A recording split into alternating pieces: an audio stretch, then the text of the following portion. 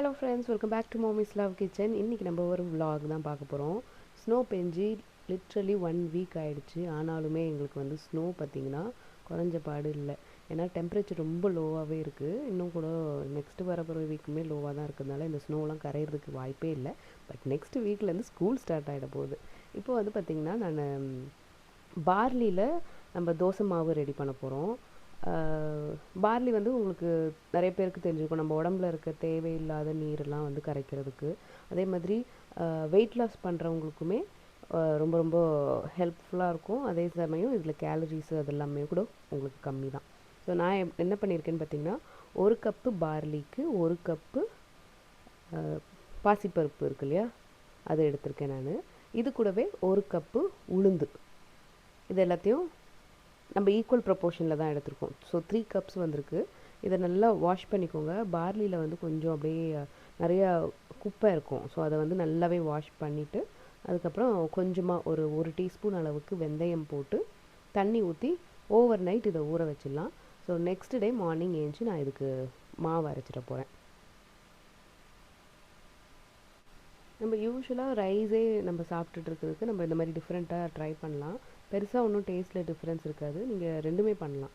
இட்லி தோசை ரெண்டுமே இந்த மாவில் பண்ணலாம். இப்போ பார்த்திங்கன்னா மார்னிங் இது நல்லா ஊறிடுச்சு. ஃபஸ்ட்டு வேலையாக கிரைண்டரில் போட்டு நல்லா ஃபைனாகவே அரைச்சிப்போம். இது மொத்தமாக தானே நம்ம ஊற வச்சுருக்கோம். ஸோ மொத்தமாகவே அரைச்சிக்கலாம். ஸோ அரைக்கிறது கொஞ்சம் ஈஸியாக இருக்கும். நெக்ஸ்ட்டு வந்து இன்றைக்கி பிரேக்ஃபாஸ்ட்டுக்கு வந்து பார்த்திங்கன்னா அந்த கருப்பு கவுனி அரிசி இருக்குல்ல, அந்த பவுடர் நான் செஞ்சு வச்சுருந்தேன். ஸோ அதுவும் அரிசி மாவும் வச்சு ஒரு கொழுக்கட்டை ரெடி பண்ண போகிறோம். அதுவுமே வந்து அப்படியே பேலன்ஸ்டாக இருக்கிற மாதிரி இருக்கும். ஒரு ஹெல்தி பிரேக்ஃபாஸ்ட் ரெசிபி இப்போ நம்ம பார்ப்போம். ஒரு 2 கப் அளவுக்கு தண்ணி எடுத்துக்கோங்க. அதில் கொஞ்சமாக உப்பு போட்டு நல்லா இந்த மாதிரி கொதித்த பிறகு 1 கப்பு அரிசி மாவு, 1/2 கப்பு இல்லை 3/4 கப் அளவுக்கு நீங்கள் கருப்பு கவுனி அரிசி பவுடர் சேர்த்துக்கலாம். ஸோ நான் தான் இந்த பவுட்ரு செஞ்சுருக்கேன். நம்ம வீட்லேயே செய்யலாம். கவுனி அரிசியை நல்லா வாஷ் பண்ணிக்கோங்க. அதை நல்லா உலர்த்திக்கணும். அதாவது ட்ரை பண்ணிவிட்டு நம்ம மிக்ஸி ஜாரில் போட்டு நல்லா அரைச்சிட்டு அதை நம்ம சலிச்சு வச்சுக்கலாம். ஸோ இதை வந்து நீங்கள் புட்டு, அப்புறம் இந்த மாதிரி கொழுக்கட்டை, இந்த மாதிரி எல்லாத்துக்குமே நீங்கள் யூஸ் பண்ணலாம். லட்டு பண்ணுறது கூடமே யூஸ் பண்ணிக்கலாம். நல்லா வாசனையான ஒரு அரிசி. இப்போ நம்ம வந்து அரிசி மாவு, கவுனி அரிசி மாவு ரெண்டுத்தையும் ஒன்றா போட்டு கொஞ்சம் நான் ஆயிலும் போட்டிருக்கேன். எல்லாம் போட்டு நல்லா மிக்ஸ் பண்ணி வச்சுருங்க. மிக்ஸ் பண்ணிட்டு ஸ்டவ் ஆஃப் பண்ணிவிடுங்க. இது அப்படியே ஒரு 10 மினிட்ஸ் மூடி போட்டு வச்சுட்டோம் அப்படின்னா நம்மளுக்கு இது கொழுக்கட்டையாக நம்ம பிடிச்சிக்கலாம். இந்த கவுனி அரிசியில் நம்ம நிறைய டிஷ்ஷு பண்ணுவோம்.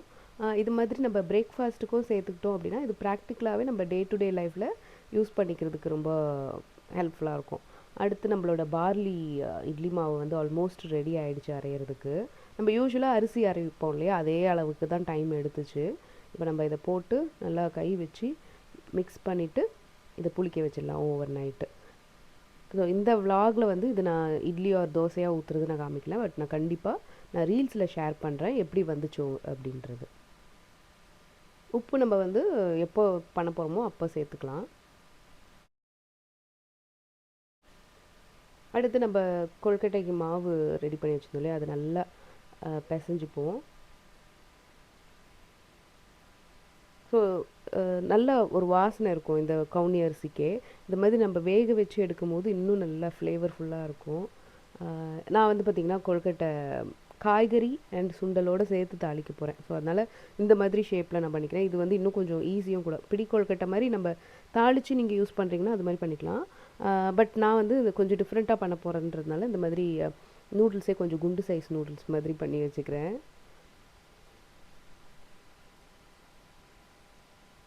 ஸோ பார்க்கவும் கொஞ்சம் டிஃப்ரெண்ட்டாக இருக்கும். குழந்தைங்களுக்கும் கொஞ்சம் ஏதோ வித்தியாசமாக தராங்க அப்படின்னு நினச்சிப்பாங்க. இது வந்து நீங்கள் வேறு ஆப்ஷனில் பண்ணோன்னா நீங்கள் தாளிப்பு இருக்கு இல்லையா, கடுகு, உளுந்து, கருவேப்பிலை, பெருங்காயம், காஞ்ச மிளகாய் இதெல்லாம் போட்டு ஈவன் நீங்கள் வெங்காயம் கூட சேர்த்துக்கிறது ஆப்ஷன், இல்லை காய்கறி கூட சேர்த்துக்கலாம். எல்லாம் தாளித்து இந்த மாவுலேயே போட்டு நல்லா மிக்ஸ் பண்ணிவிட்டு பிடி கொழுக்கட்டை மாதிரியும் பண்ணலாம், இல்லை வடை மாதிரி, இல்லை குட்டி குட்டி மினி கொழுக்கட்டை மாதிரியும் நீங்கள் பண்ணலாம். ஸோ உங்கள் வீட்டு குழந்தைங்களுக்கு வந்து எது சாப்பிட்டா என்ன ஷேப்பில் சாப்பிட்டா பிடிக்குமோ அந்த மாதிரி வச்சுக்கோங்க. பெரியவங்க நம்ம எப்படி நல்லா சாப்பிட்டுக்கலாம். ஏன்னா இது ரொம்ப ஹெல்த்தியான ஒரு ஃபுட் இல்லையா. இப்போ நம்ம இதை ஸ்டீம் பண்ண போகிறோம். இந்த மாதிரி ஒரு ஸ்டீமரில் நம்ம வச்சுருக்கிற இந்த கொழுக்கட்டை எல்லாத்தையும் அரேஞ்ச் பண்ணிவிட்டு ஒரு 7 மினிட்ஸ் இதை வந்து நம்ம ஸ்டீம் பண்ணிக்கலாம். கருப்பு கவுனி அரிசியில் வந்து பார்த்திங்கன்னா ஆன்டி ஆக்சிடென்ட்ஸ் ஜாஸ்தி. அதே மாதிரி சுகர் இருக்கவங்களுக்கு, அப்புறம் வந்து பிளட் ப்ரெஷர் இருக்கவங்களுக்கு, ஹார்ட் ஹெல்த் பார்க்கணும் அப்படின்றவங்களுக்குலாம் தாராளமாக சாப்பிட்டுக்கலாம். நீங்கள் வாரத்தில் 2 இல்லை 3 நாள் இந்த மாதிரி டிஃப்ரெண்ட் வெரைட்டி கொழுக்கட்டையாகவும் செஞ்சு சாப்பிட்டுக்கலாம். அடுத்ததாக நம்ம இப்போது கொழுக்கட்டையை வேக வச்சு எடுத்துட்டோம். காய்கறி வந்து பார்த்திங்கன்னா நான் இன்றைக்கி கேரட் அண்ட் கேப்சிகம் எடுத்திருக்கேன். அப்புறம் கொஞ்சமாக வெள்ளை காராமணி சுண்டல் வச்சுருக்கேன். ஸோ உங்களுக்கு வந்து இதில் கார்ப்ஸ் இருக்கும், வெஜிடபிள் ஃபைபர் இருக்கும், அதுக்கப்புறம் வந்து ப்ரோட்டீனுமே வந்துடும். இப்போ நம்ம இதை தாளிப்புக்கு கொஞ்சமாக எண்ணெய் ஊற்றிட்டு கடுகு, உளுந்து, கடலைப்பருப்பு போட்டு ரோஸ்ட் பண்ணிக்கலாம். அடுத்து நம்ம கட் பண்ணி வச்சுருக்கிற ஆனியன் அண்ட் கருவேப்பிலை சேர்த்துக்கலாம்.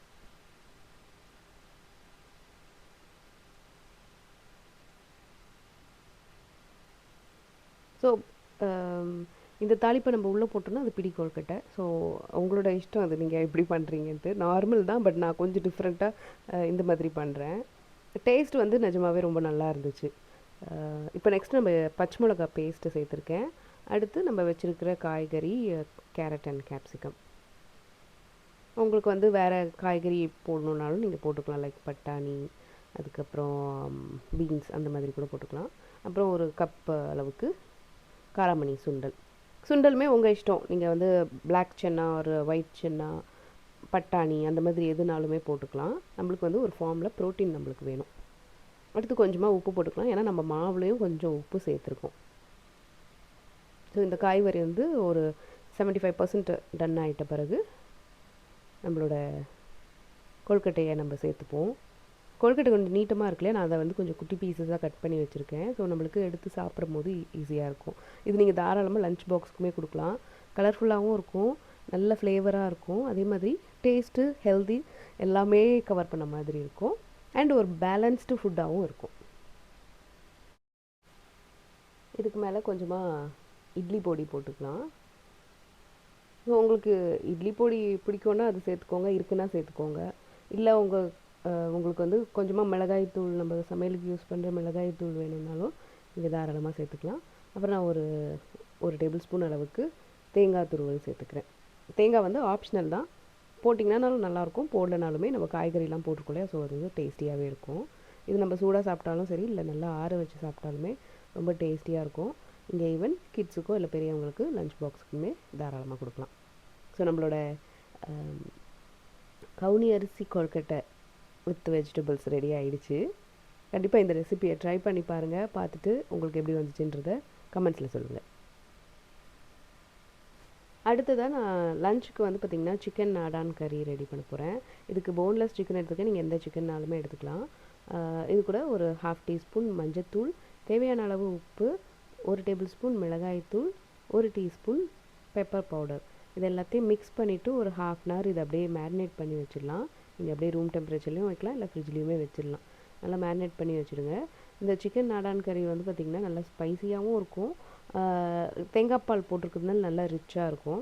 உங்களுக்கு ஸ்பைஸ் லெவல் கம்மி பண்ணிக்கணும் அப்படின்னா நீங்கள் நான் சொல்கிற அந்த மிளகாய்த்தூள், மிளகுத்தூளை கொஞ்சம் கம்மி பண்ணிக்கலாம். பட் இந்த கிரேவி வந்து பார்த்திங்கன்னா ஈவன் நீங்கள் ஒயிட் ரைஸ்க்கும் போட்டு சாப்பிட்லாம், இல்லை நம்மளோட சப்பாத்தி, இல்லை நம்ம தோசை, ஆப்பம், இடியாப்பம் இந்த மாதிரி எந்த டிஃபன் வெரைட்டிக்குமே இது சூப்பராக இருக்கும் சைட் டிஷ்ஷாக.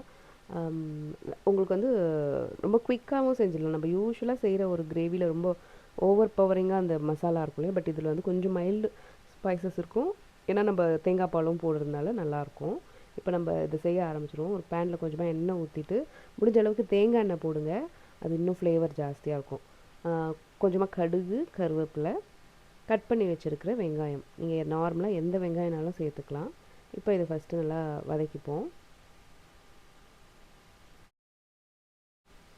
அடுத்ததாக இஞ்சி பூண்டு பேஸ்ட் 1 டேபிள் ஸ்பூன் அளவுக்கு சேர்த்துப்போம்.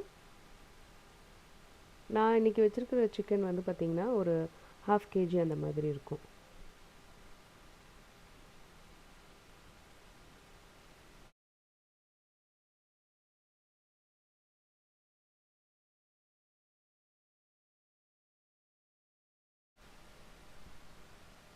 ஸோ இது பச்சை வாசனை போயிட்ட பிறகு 1 ஸ்பூன் மிளகாய்த்தூள்,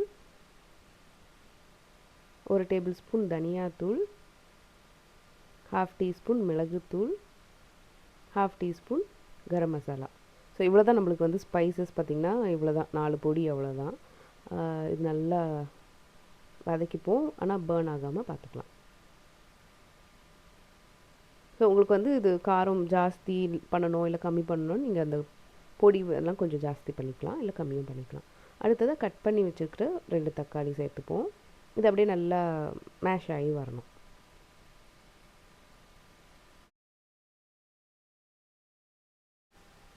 இப்போ நம்ம உப்பு சேர்த்துக்கலாம். நம்ம ஏற்கனவே சிக்கனில் மேரினேட் பண்ணுறதுக்கு சேர்த்துருக்கோம். ஸோ அதனால் இப்போ நம்ம போட்டிருக்க அந்த தக்காளி குழையிறதுக்கு மட்டும் நம்ம அதை உப்பு சேர்த்துக்கலாம். ஸோ உங்களுக்கு தேங்காய் பால் ரெடியாக இருந்துச்சுன்னா இந்த சிக்கன் நாடான் கறி ரொம்ப குயிக்காக ரெடி பண்ணிடலாம். நான் இன்றைக்கி யூஸ் பண்ணுறது வந்து கடையில் வாங்கின தேங்காய் பால் தான். ஸோ இப்போ இங்கே பயங்கர கோல்டாக இருக்கு இல்லையா, நான் யூஸ் பண்ணுற தேங்காய் பால்லாம் அப்படியே உறைஞ்சி கட்டியாக இருக்குது. நான் உங்களுக்கு காமிக்கிறேன் பாருங்கள். இப்போ நெக்ஸ்ட்டு நம்ம மேரினேட் பண்ணி வச்சுருக்கிற சிக்கன் நம்ம சேர்த்துக்கலாம். ஸோ நான் இன்றைக்கி யூஸ் பண்ணிகிட்ருக்குறது வந்து சிக்கன் பிரெஸ்ட்டு, போன்லெஸ். உங்களுக்கு எது கிடைக்குதோ நீங்கள் அந்த சிக்கன் நீங்கள் சேர்த்துக்கலாம். சிக்கன் போட்டு கொஞ்சம் நல்லா குக் ஆகட்டும், நல்லா வதங்கிட்டு அதுக்கப்புறம் அது ஒரு 5 to 10 மினிட்ஸ்க்குள்ளே இது வந்து நல்லா சாஃப்டாக வெந்துடும்.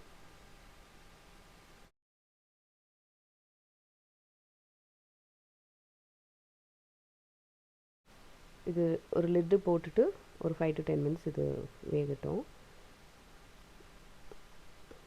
கொஞ்ச நேரம் கழித்து நம்ம தேங்காய் பாலோட ஃபஸ்ட்டு பால் சொல்லுவாங்க இல்லையா, அதாவது டைல்யூட்டான தேங்காய் பால், அது சேர்த்துக்கலாம்.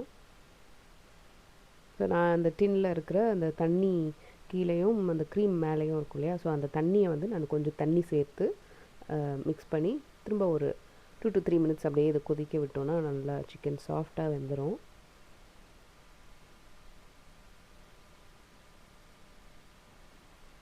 ஸோ தண்ணியாக இருக்க தேங்காய் பால் 1 கப் அளவுக்கு சேர்த்துக்கோங்க. அதுக்கப்புறம் நல்லா கெட்டியான தேங்காய் பால் வந்து ஒரு 3/4 கப் அளவுக்கு சேர்த்துக்கலாம். ஸோ நான் சொன்னேன் இல்லையா க்ரீம் மாதிரி இருக்குது அப்படின்ட்டு, யூஸ்வலாகவே இப்படி தான் இருக்கும். இப்போ இன்னும் வெதர் ரொம்ப கோல்டாக இருக்கிறதுனால நல்லா கெட்டியாக ஸ்பூனை வச்சு எடுத்து போடுற மாதிரி ஒரு பட்டர் மாதிரி ஆகிடுச்சு. ஸோ இதை போட்டோன்னா நல்லா உங்களுக்கு க்ரீமி அண்ட் அந்த தேங்காய் ஃப்ளேவர் நல்லா ரிச்சாக இருக்கிற மாதிரி ஒரு சிக்கன் கறி ரெடி ஆகிடும். ஸோ ஃபஸ்ட்டு தேங்காய் பால் போட்டு கரெக்டாக ஒரு 30 செகண்ட்ஸ் இது ஒரே ஒரு கொதி விட்டு ஆஃப் பண்ணிவிடுங்க. ஸோ நம்மளோட சிக்கன் நாடான் கறி ரொம்ப குயிக்காக டேஸ்டியாக ரெடி ஆகிடுச்சு. இப்போ நம்ம இதை வந்து இன்றைக்கி நாங்கள் பார்த்திங்கன்னா இதை ஒயிட் ரைஸ்க்கு தான் வச்சு சாப்பிட போகிறோம். மிச்சம் இருந்துச்சு அப்படின்னா நைட்டுக்கு தோசை ஆர் சப்பாத்திக்கு தொட்டு சாப்பிட்டுக்கலாம். லஞ்சு சாப்பிட்டு முடிச்சுட்டு இது வீக்கெண்ட் இல்லையா, கண்டிப்பாக ஷாப்பிங் போவோம். இப்போ எங்கே வந்திருக்கோம் பார்த்திங்கன்னா காஸ்கோவில் நான் இந்த வீக் பார்த்த பொருட்கள் என்ன புதுசாக அப்படின்றத இப்போ நம்ம பார்க்க போகிறோம். இது வந்து பார்த்திங்கன்னா food bowls, pre cooked food bowls. 4 food bowl வந்து பார்த்திங்கன்னா உங்களுக்கு $13 அந்த மாதிரி வரும். இதில் என்னெல்லாம் இருக்குதுன்னு பார்த்திங்கன்னா kimbap, brown rice, vegetable, chickpeas, அதுக்கப்புறம் பெஸ்டோ சாஸ். ஸோ பேசிக்லி இது வந்து ஒரு வெஜ் ஃபுட் பவுலு. நம்ம 4 மீல் சாப்பிட்டுக்கலாம் ஃபார் $13. அடுத்ததாக வந்து பார்த்திங்கன்னா cilantro and lemon rice, Lime rice. நம்மளோட லெமன் ரைஸ் இருக்கு இல்லையா, அதுதான் அமெரிக்கனைஸ்டு ஃபார்மில் இருக்குது. இதுவும் பார்த்திங்கன்னா ஆர்கானிக்கு. 6 பவுச் இருக்குது. ஸோ நம்ம வந்து 6 டேஸ் லஞ்சுக்கு நம்ம இதை எடுத்துக்கலாம். விலை வந்து $10. இதில் வந்து பார்த்திங்கன்னா நம்மளோட இந்தியாவில் தாளித்த லெமன் ரைஸ் இருக்கும், இது தாளிக்காத லெமன் ரைஸு. பட் அதில் வந்து கொஞ்சம் இந்த கொத்தமல்லி,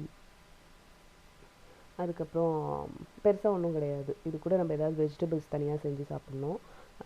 இதுவுமே பார்த்திங்கன்னா ஒரு நல்ல பை தான். இப்போது ஒர்க் போகிறவங்களுக்கு, குக் பண்ணுற டைம் இல்லாதவங்க, இல்லை காலேஜ் ஸ்டூடெண்ட்ஸ் இந்த மாதிரி இருக்கிறவங்களுக்குலாம் ஈஸியாக இருக்கும். நெக்ஸ்ட்டு இது வந்து பார்த்திங்கன்னா quinoa and brown rice with garlic.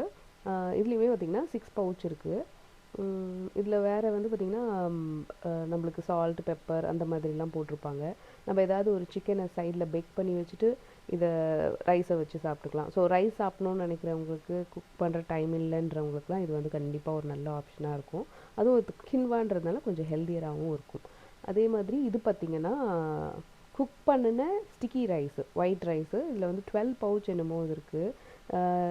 எனக்கு தெரிஞ்சு இது வந்து mostly Koreans and Chinese use பண்ணுவாங்கன்னு நினைக்கிறேன். குக் பண்ணதே இவ்வளோ நாள், எத்தனை நாளைக்கும் இருக்கும். அடுத்ததாக சார்டைன்ஸ் வந்து நான் குக் பண்ணும்போதெல்லாம் நிறைய பேர் கேட்பாங்க எங்கே வாங்கினது அப்படின்ட்டு. ஸோ 2 ஆப்ஷன் இருக்குது காஸ்ட்கோவில். உங்களுக்கு வந்து இது ஃபில்லே $12, இது வந்து ஸ்கின்லெஸ். நெக்ஸ்ட்டு இது வந்து பார்த்திங்கன்னா இதுதான் நான் வாங்குறது, $11. இது வந்து பார்த்திங்கன்னா அந்த வெர்ஜின் ஆயிலில் இருக்கிற மாதிரி இருக்கும். ஸோ ஹெல்த்தியும் கூட. இதுலேயே நம்ம வந்து கொஞ்சம் ஜென்டிலாக ஹேண்டில் பண்ணணும், ஃப்ரையும் பண்ணலாம், இல்லை குழம்பு வச்சாலும் சூப்பராக இருக்கும். உங்களுக்கு அப்போது ஃப்ரெஷ்ஷாக உள்ள டேஸ்ட்டுக்கு கொஞ்சம் மேட்ச் ஆகுற மாதிரி இருக்கும். அடுத்ததாக பார்த்திங்கன்னா இந்த வீக் இருக்கிற ஒரு new entry bay leaves, Turkish bay லீவ்ஸ்னு போட்டிருக்காங்க. தெரில இது வந்து பிரியாணிக்கெலாம் போடலாமான்ட்டு. அடுத்தது எனக்கு ரொம்ப ஃபேவரட்டான ஒரு ட்ரிங்க், எப்போ பார்த்தாலுமே எனக்கு இது வந்து அடிக்டிவாக இருக்கிற மாதிரி இருக்கும், கொம்புச்சா. ஜிஞ்சர் லெமனேடு வெறும் ஒரு ஃப்ளேவர் தான், பட் வந்து 8 பேக் வந்து பார்த்திங்கன்னா ரொம்ப நல்லாயிருக்கும். இது வந்து ஒரு ஃபர்மெண்டட் ட்ரிங்க்குன்றதுனால நீங்கள் வந்து ஒரு கில்ட் ஃப்ரீயாகவும் கூட தாராளமாக குடிக்கலாம். அடுத்ததாக இது வந்து ஜிஞ்சர் ஷாட்டு. ஜிஞ்சர் வந்து பார்த்திங்கன்னா, அதாவது இஞ்சி நல்லா சாறு எடுத்து அது வந்து ஒரு சின்ன சின்ன கிளாஸில் போட்டு வச்சுருப்பாங்க. ஸோ டெய்லி இதை குடித்தோன்னா கண்டிப்பாக நம்மளுக்கு இம்யூனிட்டி பூஸ்ட் ஆகும். அடுத்ததாக இது வந்து ஸ்வீட் பொட்டேட்டோ வச்சு ப்ரெட் அப்படியே ஸ்வீட் பொட்டேட்டோ ஷேப்லேயே வச்சுருக்காங்க. இது வந்து ஃப்ரீசரில் தான் இருக்கும்.